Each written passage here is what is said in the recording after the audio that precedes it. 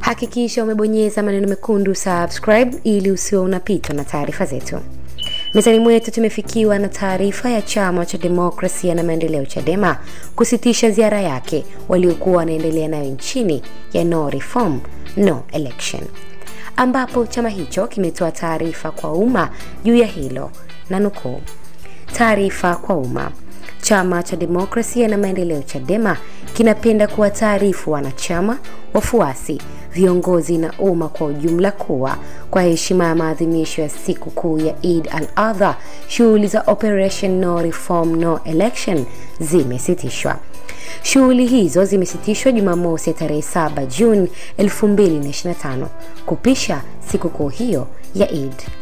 Uamuzi huu ni sehemu ya msimamo wa chama wa kuthamini na kuheshimu mila, tamaduni na imani za wananchi wote, ikiwa ni pamoja na haki ya kuabudu na kusherehekea siku muhimu za kidini katika amani na utulivu.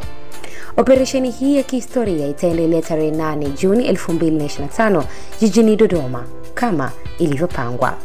Timu zote zitarejea kazini kuendeleza mapambano ya kudai mabadiliko ya kweli ya kisiasa, kisheria na kikatiba ambayo ni msingi wa uchaguzi huru wa haki na wenye maridhiano ya kitaifa. Chadema itaendelea kusimama imara pamoja na wananchi katika kudai mustakabali bora wa taifa letu, na tunatoa wito kwa Watanzania wote kuungana nasi katika harakati hizi muhimu kwa ajili ya uhai wa demokrasia nchini.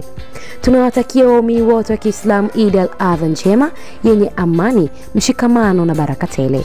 Imetolewa Jumamosi tarehe 7 Juni 2025 na Brenda Rupia, mkurugenzi wa mawasiliano na uenezi Chadema. Lakini pia ni kujuze mtazamaji wangu kuwa siku ya Eid viongozi wa Chadema walishiriki sikukuu hii na watoto yatima, ambapo makamu mwenyekiti bara Mheshimiwa John Heche na ujumbe wake tarehe 7 Juni 2025 wameungana na watoto wa kituo cha Rahman Orphanage Center Dodoma katika kuadhimisha sikukuu ya Eid. Mheshimiwa Heche pamoja na zawadi mbalimbali amekabidhi kiasi cha shilingi 500,000 kwa kituo hicho, wanyama wa kuchinja na zawadi nyinginezo. Hakika hii imependeza na kuvutia. Kwa lolote tuachie comment yako hapo chini. Ulikuwa unatazama Mseto Media. Mimi ni Princess Kiuli. Usikae mbali nasi kwa taarifa zaidi.